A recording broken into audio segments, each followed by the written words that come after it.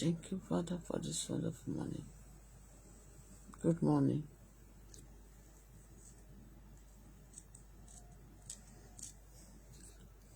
Hello.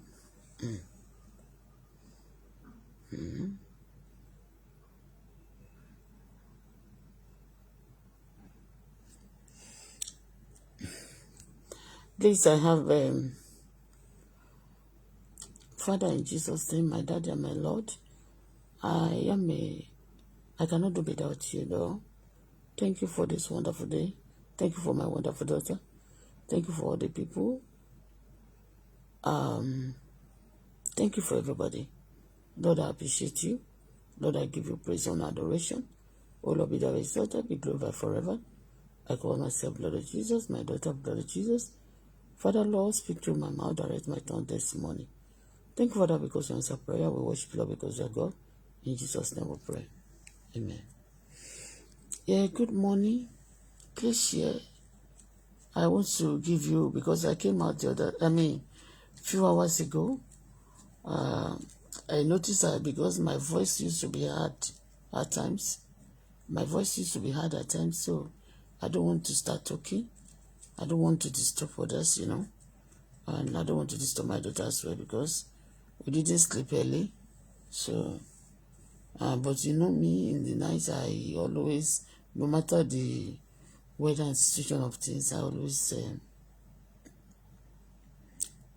to say something. So, his attention, the title should be attention. Thank God there's no work today. Today is Workers' Day. Happy Workers' Day. So, happy Workers' Day. Either you're a business person or you are Workers' Day. So, happy Workers' Day.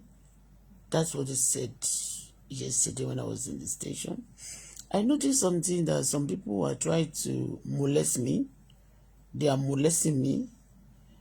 Molesting in the sense that, like a taxi was outside. Listen and listen carefully. Any cab I wanted, like if I call Uber, they will send me car that is not good. And yesterday I saw a car outside the hotel.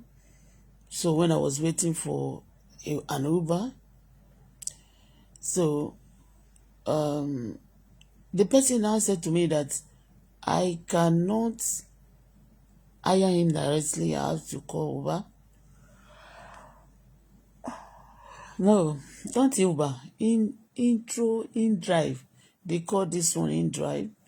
And their car is small like that, but they're okay. So at least the AC will be working fine and inside also will smell good. But I noticed it's only one car that I've ride so far that is a little bit better. All these cars, they are rickety, they are rickety cars. And I know that all these union boys, also they can be a partaker of this nonsense. And also K1, because they want me to bow for some things. I'm not angry with people if people don't understand. I'm not angry. But if I come to Nigeria and I cannot prove a lot of things to the whole world, it's not right. People will be doubting me. Like people saying that I want to bring people down. Before, that's what they are saying, that I hate them because they are celebrity. I am jealous of them. And all the story that I'm telling about them is actually a lie. So, and I'm telling you, there's nobody that will be fighting. Nobody will love. Like, nobody will like people to be riding him. Even though if you have not offended anybody, some people use power. They overuse things. When they have privilege, they overuse it. You understand me? People are molesting me, because I need to be saying this. People are molesting me. If I want to call a cab, they will send a cab that is not good to me. They believe that after maybe riding on that car is going to demoralize me. Like all the money I've spent also on cab. If I want to rent a car, any car, I can rent it. But I don't know why I want to spend my something. I'm spending my stress, even if I borrow the money or not, they will be directing me what to do. They'll be the one to be ordering and want to command things that will happen to me. This is all terrorism. This is all terrorism. And it's people, you know, all the trouble we are having all over Nigeria today is because people are complaining when the story was early and people refuse to do something about it. Okay? Everybody have their own rights. They are molesting me. Getting to police station yesterday now. They don't want them to do anything about that story. They don't, I'm telling you, they don't want them to do anything about that story. And just look at all things I've been saying on the media. And they are telling me first, if you want to write a petition, the petition that I gave to the, that I submitted in Canada also, that they collected it. And after when I go to court, when it is time to go to court, then you present your evidence. But now these people that they are not courts, they'll be asking you, police will be asking you for all the evidence before they approve your, they'll be asking you for all evidence before they approve your petition. I don't think that's how they do things. If there is an accusation, as I know, I don't work as a police officer, but I've reported a case in Canada that is because that time they asked me for the address of that person because the person wasn't in Canada. You understand? And they said what they can do is, with the threats that this person is giving, they will block the person, they will block him coming to Canada. And that will happen. Because life have no duplicates. Look at the case of that somebody, one international king that came from America, that they kill him this week, few days ago, maybe 3 days ago. And they said he went to the palace and they sent some people to beat him up in the palace in Oyo Kingdom. And the man died after a few hours. This is, you know, people must not take the door to their hand. Even if, as a king, as anybody, if you want the country to be okay, because the reason why we have king, the reason why we have police, the reason why we are having people in authority and power is because for the country to be settled. But when you are in authority, you are in power, you are in any seat, and just to destroy it, the country is like, as somebody build his home and started destroying it by himself. This is what I see. Is that people are building what they are build. They will pretend that they are building. They will be the one to crash it or again. This is not good. They are molesting me. And I now ask them that why is it that all Riketika they want to be calling for me? They are calling Riketika for me. Every Riketis, they are calling them for me. I'm not me o Python running iṣẹ́ mi. I don't live in Nigeria now for the past 8 years. And if I don't come with car to Nigeria, if I have money to take up, they should give me what I want. They should give me what befits me. I have right to do, but some people believe that because they are garage boy, you have spoken against garage boy, all the terrorists that is on the street, now we are going to be teaching you. People in power or anywhere they put them, they should not be terrorizing people. They are molesting me, or this is a terrorism. Because if you call them now, they say you want to destroy them. I'm in Nigeria now to prove something, just to prove only 5 things out of all the story I've been telling you on the media, so that peace can reign. And if they want their soft money so that I will have my freedom, going abroad, I will not be scared. Coming to Nigeria, I will not be scared. Please, they are molesting me. The people of authority are called people of authority. I've helped Nigeria. You know, I've helped Nigeria. Nigeria hold me my protection. My Nigeria hold me a lot of things. I'm a Nigerian citizen that have never committed any crime, and Nigeria have suffered me so long. And if I say Nigeria have suffered me, if a citizen of Nigeria, some people take the law into their hand and they maltreated me to this extent, they maltreated my daughter to this extent, they believe that the country belongs to them. The land belongs to God. You made this world, you made this land, and you are going to leave this land again and go to another land. Everybody will die, you know. But people should not be, the way people are riding people in this country is not good. It's too bad. Yesterday, when I was talking, with the moment I came into the place, I saw them, they showing faces some people, especially those Igbo people, because they say maybe, and I noticed that he's speaking for Aboki, is Alhaji Aliko, Aboki, anything you call anybody, everybody have right, because in abroad, we are there in America, there in Canada, all over the world, Nigerians, they are not maltreating majority so far you are not committing crime. They accommodate people so far you have your paper and you legalize everything, you are not a trouble to their country. They are not going to maltreat you. You know, even if they maltreat you, the country, they can speak, the international ambassadors, they can speak against it. You understand me? People that what they call human rights, no, you have your rights. To live, you have your rights. But when some people are in their country, either you are in your state or you are anywhere, you are in your country and you be molested. People in power, a police officer, no justice.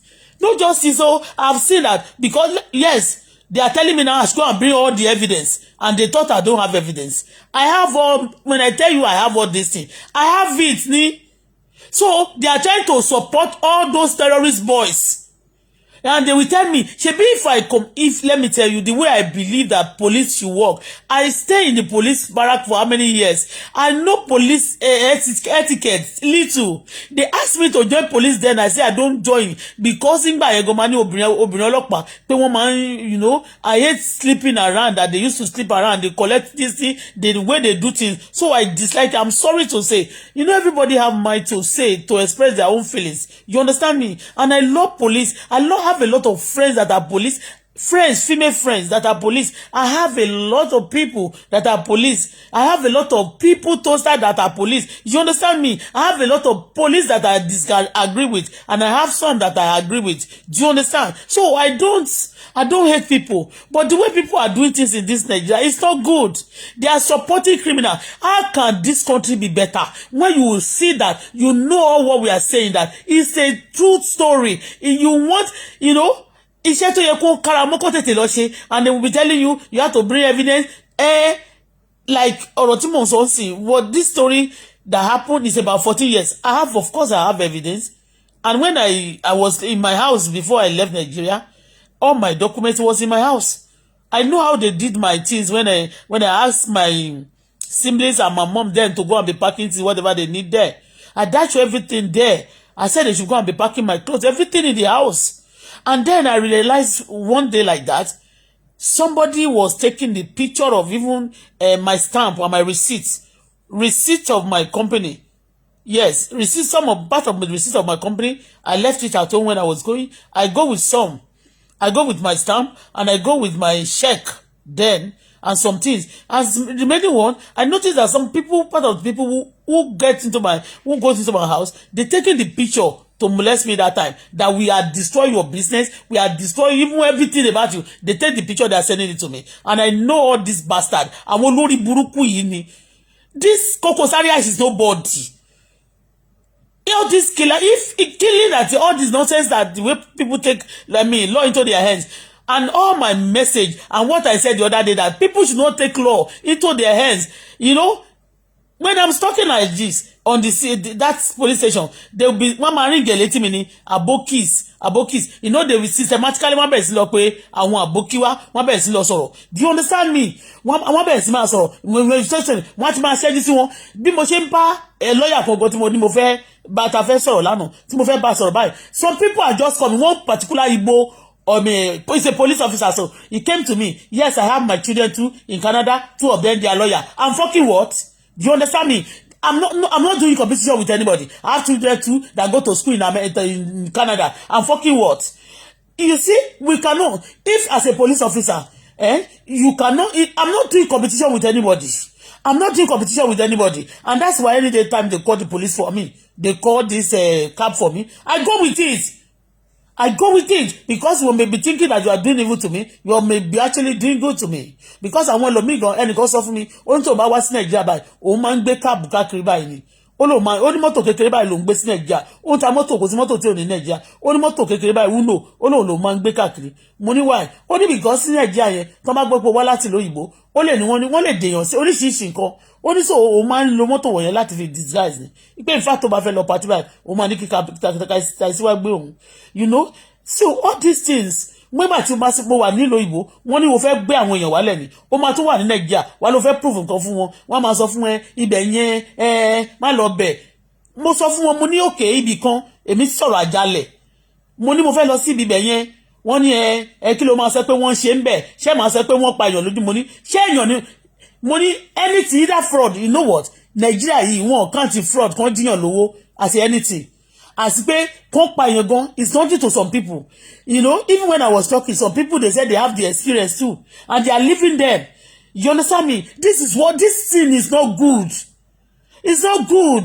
It's not speaking well about us. Anytime tí bá sọ̀rọ̀ nílò òyìnbó yẹn táwọn èèyàn bá dá systematically gan they leave it wọ́n máa dẹ́ẹ̀dẹ́ẹ̀dẹ́ báyìí ní tá bá ti lè sọ̀rọ̀ lórí mídíà nílò òyìnbó gan but nígbà tá bá dé country wa our tribalism wa kò ní ó conk we are tribalistic conscious we are wickedness is everywhere people are doing competition àti pé èmi ò ṣe competition pẹ̀lú anybody mi ò ṣe competition tí owó tí ẹ bá dé lónìí tèmi máa dé lọ́la so tí ẹ tó bá bímọ lónìí tí mi ti bí máa bí tèmi tó bá dọjọ́ ọ̀la tó bá ṣe ìyàwó lónìí tèmi ò ti ṣe máa ṣe lọ́la and tó dẹ̀ ṣe yẹn náà kò ń ṣe ticket ever kò dẹ̀ mí pé bóyá you are going to remain in that tó ṣe yẹn forever everybody gan tún ní expiry date okay I'm not doing any competition with anybody please sir ẹ̀yin tẹ́ bá wà nípò authority tẹ́ wà nípò agbára ẹ ṣàánú mi o ẹ bá mi sọ fún àwọn people yìí ẹ jọ̀ọ́ tí wọ́n bá dẹ̀ fẹ́ kí n ṣe kéèsì mọ́ tí wọ́n fẹ́ kí n sọ mi ò sọ pé mo fẹ́ ṣe kéèsì too much case like that with them but you want to bring them down ni you are lying against them ni celebrity will be doing bad thing in society kì í ṣe Nigeria celebrity nìkan ló ń ṣe nǹkan burúkú ní society we know that it's not only Nigeria celebrity that's been alleged of bad things. We can see news, we can see all over the world, a lot of celebrities too, they are involved in bad things. A lot of pastors involved in bad things, a lot of afar involved in bad things, a lot of citizen, police involved in bad things, a lot of custom involved in bad things. People are involved in bad things. Tell me how that country going to be all right. Let me tell you one story about police, the Canada police. Okay, I've been saying this, I've said this before coming to Nigeria. Canada police. Do you know if anybody have a crime, like a fraud, if you have any fraudster in your family, like if your father or your mother, somebody that are very close to you, that you have carries part of their DNA, if they have involved in batting, do you know, and their record shows that they're not accused, that they confirm them committing that, crime, they will never allow that person that is related to them to be a police. They will never allow that person that is related to them to be a police. Like if in the history, if anybody have fraud case or crime case in your family, it can affect you if you want to join the police. It's part of, according to law of Canada. Little problem like this, if you are being convicted, civil, I'm not talking about civil, I'm talking about crime. Crime, those people who commit crime. Do you know? If anybody in your family, that may be your father, your uncle, it can affect your career. Like you want to be a police officer, you can. But I don't know. I don't think they study that in soldiers something. They don't. That one doesn't work. I think we can be a soldier, but a police. If your father or your mother have committed any crime, you cannot be a police officer. The Canada used to investigate all their everybody background. They investigate everybody background. At this junction we can still find solution to this problem. Like all these people, they believe as you submit. I don't want to submit to bullshit. Shebi, I don't want to submit to bullshit. I'm not fighting them. I don't want, there's some life I don't want to live. There's some life I don't want to. There's some kind of life I don't want to involve again. Like, not involve. No, I don't want, there's some friend I don't want to have. I'm not boasting. And you can see me down to the heart now. I don't even seek anybody for assistance now because they will be expecting you to seek for assistance. They are not going to render it.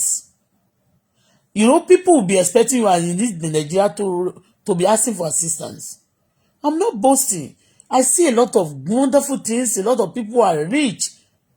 But they want you to submit to some things that thing you submitted to, they are not going to give it to you also.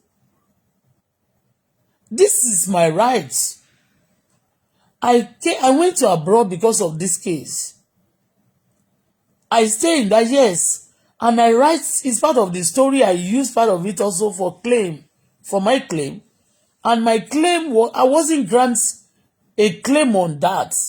I was granted my permanent resident on the job that I do, that's caregiver, during pathway 2020 COVID. Actually, those people who work as a caregiver then were given permanent resident, and I was one of them.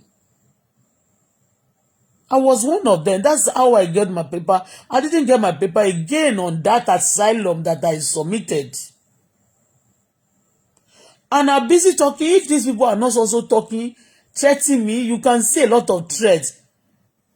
The other day, I have the video when one boy, Esabod wèrè yẹn náà ló sọ pé àwọn ọmọ kan ní wọ́n wá ilé mi pé àwọn ọmọ Sunday Igboho náà fẹ́ pa mí sí Canada. I played the voice note. You heard it yourself. Against some people be calling me that don't bá bí mi dáadáa, don't bá bí mi re kí n wá sí Nigeria náà. They be sending a lot of text messages to me. I know 2025 ẹni tó ń bá mi sọ̀rọ̀ ń gbà yẹn Ọlọ́run lè ti gbẹ̀mí ẹ̀ because ẹni tó bá threaten mi pẹ̀lú ikú Ọlọ́run máa fi kú pa wọ́n. Gbogbo ẹnikẹ́ni tó bá ń gbógun tì mí lábẹ́lẹ̀ ní kọ̀kọ̀ nígbà tó yìn gbógun tọmọ mi Ọlọ́run máa bá mi rán ikú òjijì sí ayé wọn. Àìsàn tí ò gbógun Ọlọ́run máa bá mi fi pa wọ́n sọ̀nà. Àṣìṣe máa bá wọn ní ogun tó jọjú orí wọn Ọlọ́run máa fi gbé wọn mì. Wọ́n máa ní mò ń ṣépè. Ṣé mò ń ṣépè ni mò ń gbàdúrà ni fún àwọn ọ̀tá mi. Bible say pray for your enemies. Pray for your friend. All my friends are well wishes. Those who have been of help to me. Those tó ready láti ṣàánú mi, tó dẹ̀ ń ṣàánú mi, the Lord will help you. But those who are waging war against me, tó lóun fẹ́ render me useless, Ọlọ́run máa jẹ́ kó ogun gbé yín mì. Ogun tó jọjọ́ orí yín lọ, ó máa gbé yín mì ẹ̀ ní peace láyé. Mi ní gbàdúrà peace fún yín, but those who want me to have peace, you have peace. Those who have stolen from me too, that still want me to remain stagnant, they don't lóun fẹ́ máa molest me, Ọlọ́run á bà ti yín jẹ́. Ọmọdé ni àgbà ni ọkùnrin ni obìnrin ni bó ti wù kó tó láyé ẹlẹ́dàá ṣẹ̀dá máa bá ti ẹjọ́ òní lákòjọ rere ikú burúkú ló máa kú ẹlẹ́yà ló máa fi kó láyé àṣìṣe máa bá gbogbo yín ní tẹ́ bá ti gbógun tì mí mi ò gbógun ti èèyàn. Mo ti sọ lánàá yẹn ọ̀rọ̀ tí mo dẹ̀ ń sọ ṣebí they said telling me that I'm lying. Mo ní òkè mo fẹ́ sọ ibi mẹ́ta mo ní mo kàn fẹ́ fi ibi mẹ́ta àwọn èèyàn wọ́n ní kí lọ mú evidence wá ná kí ni bá kó ọlọ́pàá lọ síbẹ̀ yẹn tí bá ní káwọn ọlọ́pàá tí bá petition tí bá ní kọ́ lọ pọ̀ ọlọ́pàá kí wọ́n ní kí ni máa sọ pé ó ṣẹlẹ̀ ń bẹ̀ mo ní òkè kí ni wọ́n gbé mi lọ bẹ̀ fún kí ni bẹ̀ wà fún nínú igbó èèyàn kọ́ dẹ̀ tún sọ fún mi pé bóyá wọ́n fi ń ṣe idán ni pé gbogbo bẹ̀ wọ́n fi ń padán ni pé wọ́n máa fi ń fraud àwọn èèyàn ni so fraud yẹn kò tó nǹkan táwọn èèyàn lè múyàn fún ẹ jọ̀ọ́ this is not good. Okay, gbogbo àwọn tó jẹ́ bí ìkà nílẹ̀ Yorùbá yẹn they pampering there gbogbo àwọn àjálẹ̀ things yẹn náà ìbá jẹ́ pé wọ́n fi ń fraud àwọn èèyàn ni it's not good. Ṣé ìyẹn jẹ́ iṣẹ́ ni tó jẹ́ iṣẹ́ tó ń sọ pé concrete ṣé ẹni tó bá gbé lọ́bẹ̀ tó ń bá bayé ẹ̀jẹ̀ tó ń da lóòótọ́ ń gbowó ẹ̀ ṣé nìyẹn tó máa remain the same. Kí ló dé tí àwọn èèyàn ń ṣe ìkà lójúkorojú ọlọ́pàá náà wà involved tó ń support wọn. This Nigeria iṣẹ́ kó dálẹ̀ kan tu ṣàní. Ṣé Nigeria kan ló wà ṣá àbí Nigeria mẹ́wàá? I don't understand. Are we having Nigeria one Nigeria or we are after 1,000 of Nigeria? I don't understand. Some people be pampered even when they are doing things bad. They are killing them. We still be pampering them. And some people they will be attacking them. What is it? They want to render some people useless. Kí ló dé tálákà àgbákò? Àgbákò reke. Ọlọ́run ò ní jẹ́ kí àgbákò ọmọ mi ò ní ká àgbákò. This is not good. I notice this that they should leave me alone. Bó ti bá rí MC face to face ní tí mo ń sọ ni máa sọ orí wọn dàrú ni àbí kò jẹ mí lówó ṣé wà sí ti bá rí face to face ní máa sọ ni mo ń sọ me I'm not afraid of them mi ń purọ́ mọ́ wọn tí wọ́n bá dẹ̀ ti wà láyé ìkókò. What is it? Who is that? Who is knocking? Hello? Good morning.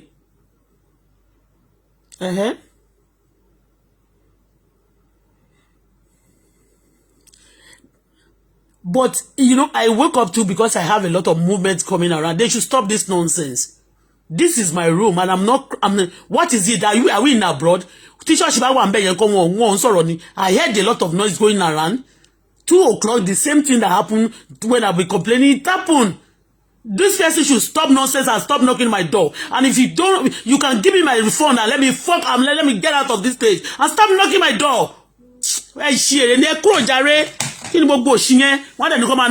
see, all these people are still telling them to be knocking door. Stop treating me as if I'm an outcast. This is 6:00. This is 6:00. So Rulawani, mo fẹ́ sọ̀rọ̀ lẹ́ǹkan mo dákẹ́ ni. This is almost 6:00. Few minutes to 6.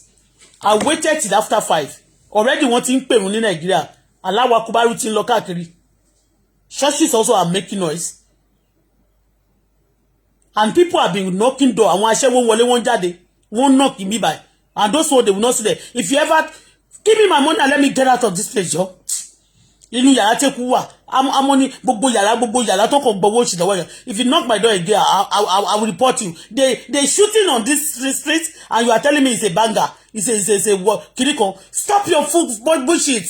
They are shooting in the streets and they say it's a what? Well, what did they call it? Nonsense. What type of nonsense is that? This is so. I waited for them because 5:00 one mama shake one mama ti alawa and motor tin low tin bo and gbogbo àwọn èèyàn de ba be. If you knock my door again, I will slap you. We are in Nigeria. You mad ni? The people that you not see me ṣe le ma knock yin. They don't allow people to sleep in this hotel. In Nigeria, Yoruba girls and Igbo girls and Benin girls, they are just two runs new everybody say. They spoil Nigeria. All our young girls in hotel are regrets, but they're going up and down. Come and see. Àwọn ọmọ kékèké tí ó ṣiṣẹ́ yẹ kí ló máa ṣe. Yahoo náà ni wọ́n máa ṣe. They are going up and down, and those ones they will not do. Well, they don't see that like a noise. They will be playing music. Maybe pool here. That one is not the noise. If you tell anybody to come and embarrass me again or any children to embarrass me, I'm a child too. I'm a mother and I'm also a child. I'm a child of my parents and I'm a mother of a youth also. And also a youth. I'm old and I'm also young. Don't say you are a youth. He's speaking against youth. I'm a youth. I have a youth. I'm also old. You use your old. Use it for me. Young.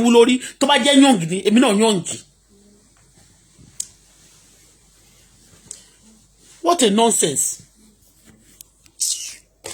Ṣé mo máa ra kíní wọ́n máa knock ilé mi nígbà tí mo wà labroad. Ẹ máa tún dé Naija mo máa knock. Kò ní dá gbogbo yín tẹ́ wà ní díẹ̀. If you knock my door again, you'll be mad. I'll be mad with you. Olórí burúkú ẹ̀yin olè yìí. Ọmọ Yahoo káàkiri. Wọ́n máa àwọn aṣẹ́wó. Wọ́n máa ní wọ́n fẹ́ sùn. Olórí burúkú ta ló ń sùn ta ló ń tẹ́. Ẹ máa kó sí lọ. Tẹ́ máa knock my door. Give me my balance and let me get out of this hotel. Ẹ̀kú wà nínú yàrá ń bíbà. What why you calling mom? Mi bínú. Mo ní kó máa mi pé cab tó lọ pè wá. A jẹ́ odù wọ́n máa pè bí pé mi ní right sí new cab. Àwọn olórí burúkú àwọn ẹlẹ́tì ṣe wọ́n fẹ́ kó máa ayé yín ò ní dá ẹ̀ ní ṣoríire. Tó bá bí ìyálà yà yín dáadáa ẹ̀ ṣe má pè ọlọ́pàá kẹ́ sọ pé tá bá fẹ́ complain we want tẹ̀bú ẹlẹ́ẹ̀kì ṣe àjálẹ̀. Ẹlẹ́ẹ̀kì ṣe àjálẹ̀. Ṣé kí wọ́n sọ fún yín ẹlẹ́ẹ̀kì ṣe àjálẹ̀. Ṣé mo dẹ̀ tí wá sí Nàìjíríà ṣe wọ́n fẹ́ bring yín down ni. Celebrity tó ń pa èèyàn. Ẹ̀yin tẹ́ pé ayé nǹkan bàbá tẹ́ ń ṣe kan burúkú láwùjọ. Ẹ̀yin criminal yìí ló burúkú.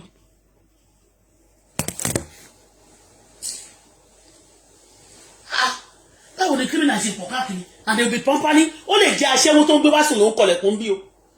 The prostitute that tí wọ́n lọ gbé ní ojú títì ló máa kọlẹ̀kùn sí pé ó fẹ́ sùn kò ní dá fún ẹ tó bá tún kọlẹ̀kùn yàrá mi báyìí. Give me my money and let me get out. I don't want to live here again.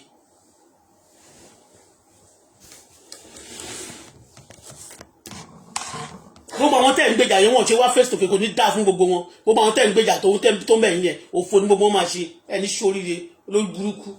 Mo dé bí mo ṣe dé police station wọ́n máa sọ àwọn àbókí ṣé dájà àbókí lọ ni àbókí tó ń ṣiṣẹ́ ẹ̀yin olè tó jẹ́ káṣẹ́wó lẹ máa ń ṣe olè tẹ́ bá ti ṣàṣẹ́wó ẹ máa jalè ni wọ́n gbé yín sójú títí ẹ máa gbowó ẹ máa lọ gbogbo lọ́wọ́ gbà tẹ́ bá ríyàn tó dé láti ìlú òyìnbó ẹ máa gba gbogbo nǹkan ẹni olùsí olórí burúkú yín. When I was away, you said I'm lying against them and I'm blackmailing them. I'm in Nigeria. I went to Alagbon. I don't want to call anybody. Me shall pay me tip anybody. But let me do this. Let the whole world see what we are saying. And you are covering them. You covering criminals. Criminals are going scot-free in Nigeria. Nonsense. Stop molesting me. Stop terrorizing me. Or you terrorists of Yoruba. Àti Igbo gan. Torí mo rí pé Igbo náà sọ ó ṣẹ́jú sí wọn pé torí pé mo sọ pé mo against pé how can you kill people in àwọn tó bá ní kidnapper ni àwọn people yẹn tí wọ́n náà pa ní ọ̀nà ìdẹ́ka níjọ́ yẹn. I said it, everybody knows opinion. You don't take the law for granted. Àwọn èèyàn tó bá sọ pé terrorists ni wọ́n tí wọ́n bá terrorists ńkọ́. But wọ́n tẹ̀ wá já àwọn gangan. You take them to police station. But wọ́n ti mọ̀ pé àwọn ọlọ́pàá náà wọ́n máa gba bribe ni. Èmi náà sọ èrè against ẹ̀. Mo sọ opinion mi ni. It's nothing. And all the people that have dealt with me lójúkorojú tó pa bàbá ọmọ kí ni wọ́n ṣe sí. Some people will kick go scot-free. Ṣe bí ẹ ṣíwájú ní tẹ̀yìn máa ń wò sáré. Ẹ ṣíwájú ní tẹ̀yìn máa ń wò sáré náà. Ẹ ṣíwájú ní tẹ̀yìn máa ń wò sáré náà. Mo fẹ́ sọ̀rọ̀ lẹ́ǹkan mo mọ̀ pé tí máa ń sọ̀rọ̀ my voice can be high òun ni mo ṣe dúró it was 3 o'clock that time àti 2 yẹn náà mo ti jí tí mo tí wọ́n mi mọ àwọn míì wọ́n máa ní fáyà kíní kan náà máa ń yìn ládùúgbò tí wọn àdúgbò yẹn ò ní rest mo wà níbí báyìí a máa lé aṣọ owó kíní ni àwọn yìí kan náà sọ pé go to your kíní kan house tàwọn tá lè fẹ́ máa èmi ò ń ṣe ẹni mi independent woman ni mi I'm a woman of myself ó ti pẹ́ tí mo ti ń ṣiṣẹ́ mi ìdẹ̀kùn tọrọ nínú ìṣẹ́ àwọn èèyàn tó bá sọ ẹ̀dọ̀ lórí búkú náà máa bú ẹ tẹ́ bá láyà ìgbórí sí ẹ jẹ́ kọ́lọ́pàá ẹ má sọ kọ́lọ́pàá kó má ṣe nǹkan sí ẹ má fi àbò kíkẹ́wọ́ ẹ má fi àwọn tí mo fi ṣe dp ẹ má fi wọn kẹ́wọ́ because when I submit ìgbà tí mi ò tiẹ̀ mọ̀ ní ẹni haúsá kankan tí mi ò sọ̀rọ̀ haúsá kankan yorùbá tí mo sọ pé ọmọ yorùbá ni mí ẹ ṣe ìkàjù láyé yorùbá you are mean and wicked nàìjíríà mo ti máa rí pé ọba ń pa èèyàn ìjòyè máa pa àwọn olórí burúkú máa pa àwọn nonentity máa pa àwọn tó wà nípò agbára máa pa àwọn ọlọ́pàá máa pa kọ́sọ̀mù máa pa everybody kàn pa àwọn èèyàn sáyé irú èèyàn wo ni yín stop your wickedness and stop complaining all of you destroy the country all of you àwọn máa ń bo bíbá mi lè fi ọmọ mi nìkan sílẹ̀ pé kó lọ ṣe nǹkan kan ní reception yẹn kò lè lo 1 minute ní reception máa sáré débẹ̀ ni because àwọn tó ń patrol bíbá yìí tó ń ná iye ọjà nu bíbá fíìlù ló máa jẹ́ international àwọn aláṣẹ́wó nàìjíríà gbogbo hòtẹ́ẹ̀lì àwọn married women ni wọ́n ń ná hòtẹ́ẹ̀lì what a life gbogbo wọn tó bá ní ìyàwó tán lọ́kọ wọn máa fi ọkọ wọn post wọn máa fọkọ wọn máa fi boast tó bá lọ ṣe nǹkan kan tó da wọn máa sọ pé àwọn náà ṣe irú ẹ̀ tó bá ní ọmọ tí bàbá ẹ̀ tó bá jẹ́ ọlọ́pàá nàìjíríà tó bá gbọ́mọ ẹ̀ lọ sí Canada orí ẹ̀ burú nìyà ọmọ ọlọ́pàá nàìjíríà ọlọ́pàá Canada mélòó ló gbé ọmọ ẹ̀ wá sí nàìjíríà wá study when you are a police of Nigeria and you send your children to abroad to go and be studied there you must be mad I'm sorry to say this because the police of Canada they will never send their children to come and study in Nigeria except their father is being hired for expatriate job for special assignments in Nigeria they will never send their children so it's not your boss it's not your priority to be boasting and doing competition bí mo ṣe dé yẹn kì í ṣe ẹ̀yin ló yẹ kẹ́kọ̀ọ́ sọ pé the story you have been telling come and tell us we are ready to help you well they will tell you not to open it now pé wọ́n kàn fìbẹ̀ yẹn jẹun ni téèyàn bá ti ní owó nàìjíríà ó lè ṣe nǹkan kan tó bá ti wù owó ìnìkan ọlọ́pàá báyìí bad wọn ò gbowó wọn ò béèrè owó lọ́wọ́ mi lánàá wọn ò ní lè béèrè bóto owó náà máa lábàá fi ṣe petition bẹ́ẹ̀ bá dẹ̀ fún wọn lówó náà wọ́n lè ní petition yóò wà proof wọ́n máa ní wọn jẹ́ kọ́sù ìbọn tó ń yìn ládùúgbò jẹ́ kí n sùn tó yẹ kẹ́ ẹ sọ fún mi pé kí ẹ dá owó ọjọ́ yẹn padà fún mi olórí burúkú kan tẹ́ bá tún àpọ̀lẹ̀kùn mi ọwọ́ tẹ́ fi kọ́ yẹn máa yarọ last ẹ máa yarọ last ẹ má ṣe bẹ́ẹ̀ fún mi mọ́ kẹ́ kó ṣì lọ gbogbo ẹ̀yin tẹ́ máa ń lo àwọn ọmọ kéékèèké láti ṣe terrorist bẹ́ẹ̀ ṣe ń kọ́ wọn ní wickedness ṣé gbogbo ìwà tẹ́ ń kọ́ àwọn ọmọdé ń sí ṣé ìwà tó dáa ni unlawful ẹ̀ ń kọ́ àwọn ọmọ láti ṣe wrong thing in their nation. Tell me how the country is going to be bad and you are using that purposely and deliberately to ruin them for their parents. You know that when the country is not settled, you have money, you have what it takes to take your children to other country, but you can ruin them systematically. Ǹjẹ́ yóò bá ti nígbà kò ní fi lẹ́lu mí?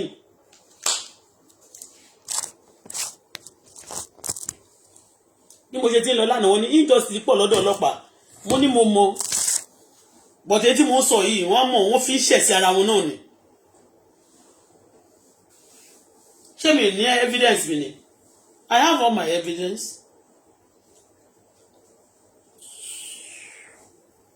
Tó bá lọ sọ̀rọ̀ tó ń sìn wọ́n lè máa sọ pé wọ́n fẹ́ pe EFCC sí ẹ. Mi ò lẹ́rù EFCC sílẹ̀. Látọjọ́ tó ti bí mi, gbogbo ìlú tí mo gbé ni mo lọ ṣe police clearance. Tẹ́ bá jẹ́ ká tètè ṣe ti bí ń sìn, irọ́ tó pamọ́ mi tán ní ọmọ kan wà ní Canada or ní South Africa. Wọ́n lè mi mo bí pé mo fi ya fọ́tò yọ ọmọ ọlọ́mọ. Àwì máa fẹsẹ̀ kan débẹ̀ kí n tó máa lọ. Ṣó ti yé so that gbogbo nǹkan á lè clear anybody kò ní máa purọ́ mọ́ mi tẹ́ bá ti bá yé èèyàn jẹ́ tán ẹ máa wá ẹni tó máa purọ́ mọ́ ẹ máa mú gbogbo ara lé wọn ẹ máa jọ mọ́ ni so that kò ní peace mẹ́mọ́ alájẹ ló ń ṣe wọn àjọṣùwò ẹ jẹ́ ká kó ìbọn ẹ jẹ́ pọ́n ẹ fún mi ní DSS ẹ fún mi láwọn mopo àwọn kìíní kọ́ kó ìbọn dání kọ́ lọ bá àwọn àjẹ tó máa ń fò jáde láti wò lẹ́yìn kọ́ bóyá kó dìbọn sí wọn bóyá wọn ò ní kú dànù àwọn olórí burúkú irọ́ ti pọ̀ jù olè de do olè yahoo for living do olè for living stealing for living yahoo for living tó bá rí company tọrẹ tó ń dálé iṣẹ́ sílẹ̀ tó máa ní job opportunity wọ́n bá gbogbo ẹ̀jẹ̀ ni doing stealing for living.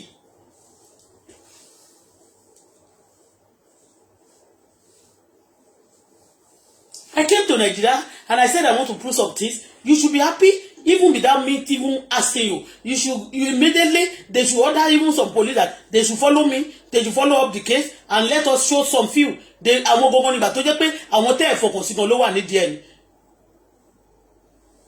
If in this country tẹ́ ẹ̀ bá já ogun ẹ̀ ní settle yes kí ọlọ́pàá gan gbódó sójú títì kí gbogbo aráàlú gan kẹfẹ́ ogun you no settle aṣẹ́wó ni gbogbo ọmọ yín máa ṣe kò sí ìlú tó dá Sódómù yájúlẹ̀gbẹ̀ Nàìjíríà ni Sódómù and Gòmárà they are working they are just a joke compared to Nigeria Sódómù and Gòmárà they are nothing to compare to Nigeria.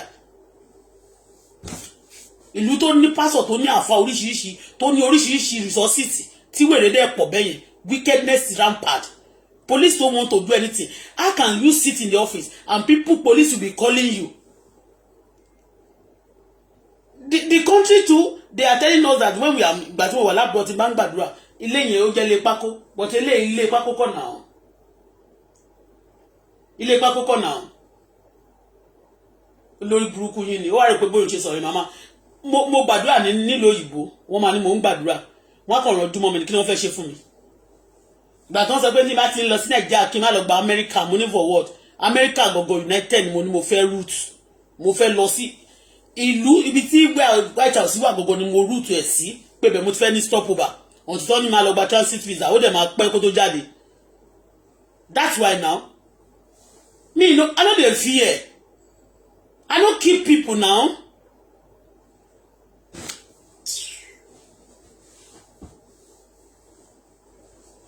I'm a good citizen. I want peace for others. I say no to killing. I say no to bullshit. It's not even before they dealt with me. I've been saying this because I believe that you should not be in your country and some people just look at you. They believe that they can kill you and they will kill you. No, but nothing will happen. They believe they can steal your things and take your property. Nothing will happen. They can believe they can ruin your business. Nothing will happen. Yoruba ruin people's business. They ruin people's life. And they are not hardworking. It's not all of them that are hardworking. All of them will tell you, we are working. We cannot go. We cannot sit at home. Let me tell you, they are not working. They are only saying that.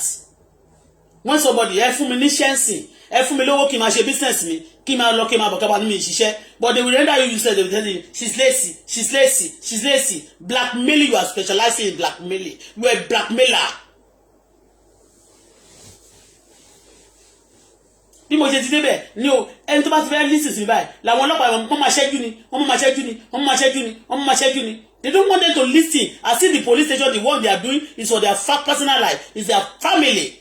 The police uniform is not for you, it's for to work for Nigeria.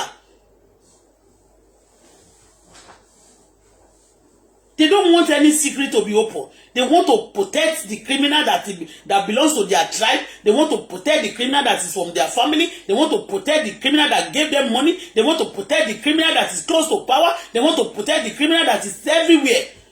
So far they have money. Nigeria can settle like this. You go to war. If you don't war, you cannot settle. In time of ṣe tẹ́ bá ja ogun, kẹ́ bí ti Russia àti Ukraine, ní mo yí kókó, you are looking for it. Yes, you want war. Until you war, on that is when the country going to be settled. Because some people be enjoy getting their right even when they are doing things wrong, and then the people who are right will be wrong, will be suffering.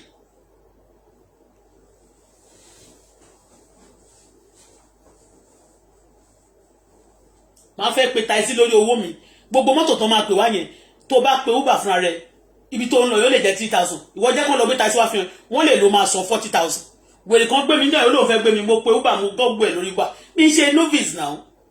Ẹnìkan ọmọ mi wá fi nǹkan kan sí gbogbo wọn sọ pé your son is your daughter is smart. Ṣé mi ṣiṣẹ́ driving níbẹ̀ yẹn ni? Mo ṣiṣẹ́ hotel. Tó bá gbé fóònù dání wọ́n á ní kó ọmọ kan, wọ́n á ní kó lọ gbé fóònù òṣì kan. Ṣé fóònù tẹ́mi gbé dání ló gbé dání ni? Olórí burúkú yín. Wọ́n máa ṣe competition pẹ̀lú ẹ. Ọmọ mi wà ní school náà nílùú òyìnbó. Is a lawyer. You are a police in Nigeria. Why can't you drop your children here? Why can't they school here? Why can't you be boss of your country?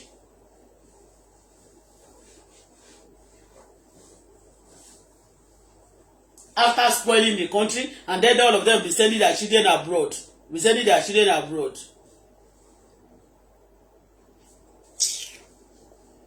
I was there yesterday. They said before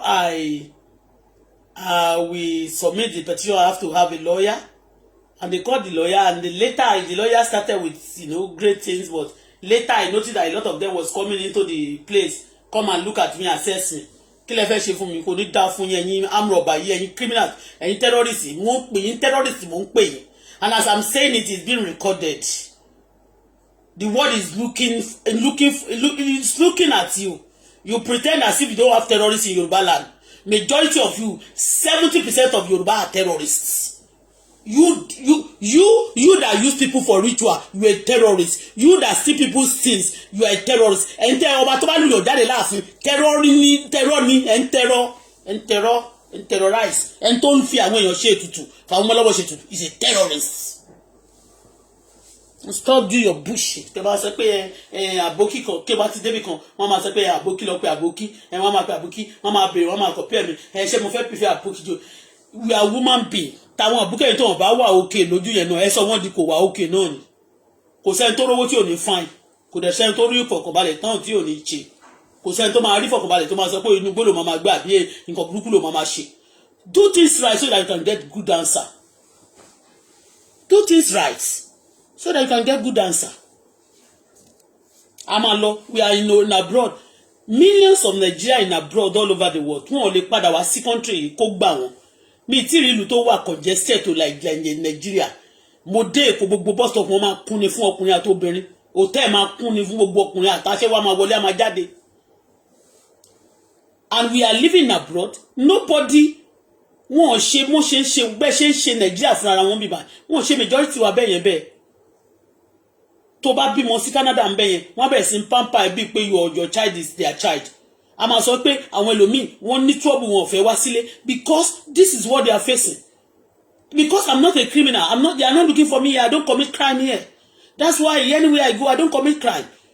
Or ìwé certificate FBI mi ó wà lọ́wọ́ mi bíbá. Mo tún ti ṣe certificate FBI certificate, I send it to them. South Africa tí mo gbé, ìlú Dubai tí mo gbé, I'm not a criminal. Some people wọ́n wà nílò òyìnbó mẹ́yẹn, wọn ò ní fẹ́ wá, àwọn èèyàn máa sọ fún ẹ, tán bá bí ẹ̀rí kó wá Nàìjíríà, nílùú tán bí ẹ sí tó rẹ̀ ṣe pé ó jalè síbẹ̀, àwọn criminal máa sọ bẹ́ẹ̀ nílùú tá ti ní ọlọ́pàá. Ọjọ́ tí mo lọ, ọjọ́ tí wèrè ẹ sábọ̀dù tó lọ sọ pé òun máa pa Onírìṣà tó lóun máa pa òun bọ̀ ní Canada láti wá pa ọmọ òun náà, òun máa para òun. Mo lọ fi wọn ọlọ́pàá ní Canada, wọ́n block ẹ̀ dànù. Kì í ṣe rá, wọ́n block ẹ̀ dànù ni. Tẹ́ bá fẹ́ sọ fún mi pé má bínú o, anything will not happen to you. We are sorry for what we have done to you. We are very, very sorry. It's another thing. Wọ́n ò ní ṣe sorry. Wọ́n tún máa claim agbára lórí ẹ̀. Ikú burúkú ló máa pa gbogbo yín dànù. Ẹ̀ ní nísìmí. lágbára Elédùmarè màá bá yín gbàdúrà ogun mi ò sáfógun ó rẹ pé mo sáfógun ni.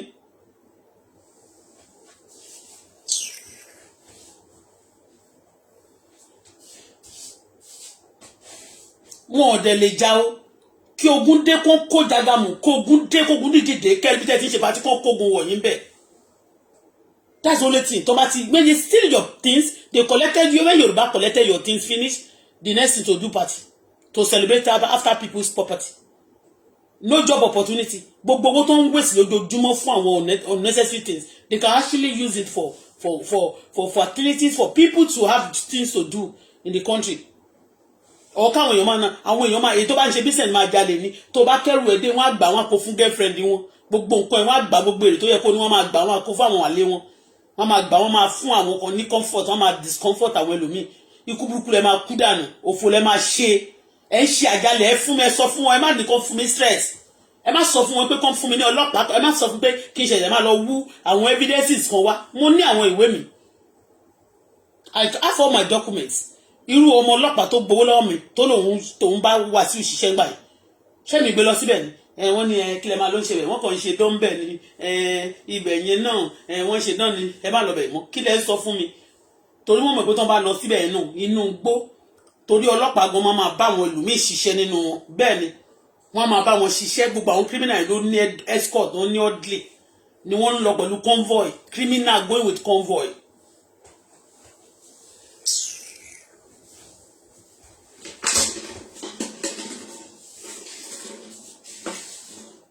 bí ẹ̀yin ṣe bí union ẹ̀ pọ̀ tógun bá ti wà wọ́n máa àwọn gbogbo ilé ẹ̀kọ́ ṣe sọ di sójà gbogbo yìnyẹn gbogbo ilé ẹ̀kọ́ sọ di sójà kó bọ̀ sọ̀rọ̀ yín kọ́ máa lọ tà yín sójú ogun àwọn ìlú tó bá ti ń dagun kọ́ máa fọ́n ẹ tó máa boost economy Nigeria you boost economy Nigeria economy idiot. ẹ sọ fún wọn ẹjọ́ sáà ẹjọ́ máa wọ ẹ̀yin olólùfẹ́ tèmi ẹ̀yin tẹ́ bá ti fẹ́ràn mi ẹ bá mi sọ fún àwọn people kọ́ yé mú lẹ́sìn mi mọ́ tẹ́lifọ̀dì bá tó akọlẹ̀kùn mi bá wọ́n yìnbọn lóru àti orí mo kò mọ́mọ́ show face mi fún yín pé look at me wọ́n máa ní enjoy wọ́n sọ pé wọ́n ní fireworks ni wọ́n yìn sókè lóru ọ̀gànjọ́ fireworks ni wọ́n yìn níbí báyìí lóru ọ̀gànjọ́ ìbọn ni mẹ́rin kí ló dé tó jẹ́ 2:00 past 2 lóru náà yìn tó bá lè yẹ pé òkè o mọ́ bí wọ́n ní security àbọ́lọ́pàá tó yìnbọn sókè o wọn ò sọ yé kò ń ṣe pé wọ́n ní mọ́pò mẹ́rin tó ń ṣọ́ bíbá mọ́pò wẹ́ mi lè sọ àwọn mọ́pò àwọn security wọ́n lè máa hide wọ́n ní mo ní àmúra àwọn security wọ́n máa ń dó síbẹ̀ wọ́n kò máa fàyè àwọn èèyàn gba tébù tí ẹni wọ́n máa fàyè àwọn èèyàn gba scores tí bá ti sọ̀rọ̀ kí n tó sọ̀rọ̀ kí n tó wí kán tó bọ̀ tí bá ti lọ bí kan báyìí ní àwọn àbókí I'm just saying it the way it is kò ń ṣe àwọn àbókí kí n ṣe haúsá nìkan ni mo máa kọ́kọ́ speak fún láyé mi haúsá tó bá dẹ̀ ń ṣe nǹkan burúkú mi ò support ẹ̀ mo speak fún Yorùbá mo ti speak gbogbo èèyàn mo ti speak fún but I always say the way it is.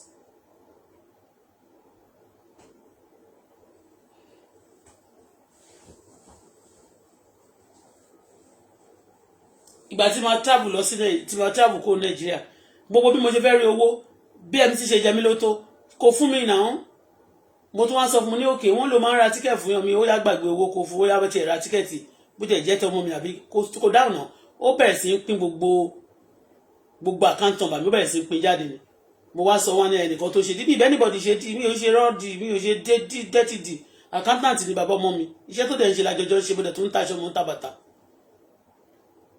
I don't do business. I don't. Ṣebí tó bá ti bá lọ bí kan ṣebí tẹ́mi bá ń ṣe nǹkan kan. If I have anybody that I'm talking to, the way they hack my phone, the way the detective followed me bomber to bomber in abroad, even when I was in Nigeria, ṣé ẹ̀ ti ní mú mi báyìí. Wàsíù Àyìndé tó yẹ pé ìkànnì tó yẹ pé ńgbà yẹn gbà tó gbowó tó ń ṣe gbogbo nǹkan tán. Ó ń wá bó ṣe máa fi mí lé àwọn ọlọ́pàá lọ́wọ́. Tó ń wá bó ṣe máa set me up gan lóríṣiríṣi. Mi ì fẹ́ sọ̀rọ̀ o. I don't want to talk o. They should just leave me alone. I have thousands of stories but mo kàn fẹ́ kó jẹ́ kí n ṣe nǹkan tí mo fẹ́ ṣe kí n lè máa ṣe òwò mi kí n máa lọ kí n máa bọ̀ ní ti tèmi kí n máa ṣe nǹkan tèmi àsọmọ Nàìjíríà kó fi mí lọ́rùn sílẹ̀. Leave my daughter alone. Ẹ ti pa bàbá ọmọ mi náà tẹ bá ṣe tán máa ní hypertension ló pa ẹni yẹn what happen ẹ máa fún gbogbo èèyàn lápàtẹ́sọ̀n ẹ máa fún àwọn èèyàn ní poison jẹ ẹ máa fún àwọn èèyàn ní kíní kẹ máa ṣe pé ẹ pa ẹni tí stop tí ìwà jẹ́ pé bọ́lá òun ṣe wà pẹ̀lú mi láti jọ yìí ṣé ọ̀tá mi kò ti ní hypertension ni olórí burúkú wọn. Bye for now. Good morning. Ẹ̀yin olólùfẹ́ tèmi, good morning. Ẹ̀yin olólùfẹ́ tèmi, good morning. Begida, good morning. Begida na, good morning. Laji Alenko, good morning. Family yín, good morning. Ẹ̀yin àbúkí náà tó ń sọ pé mo ń speak fún good morning o. Kano people, good morning.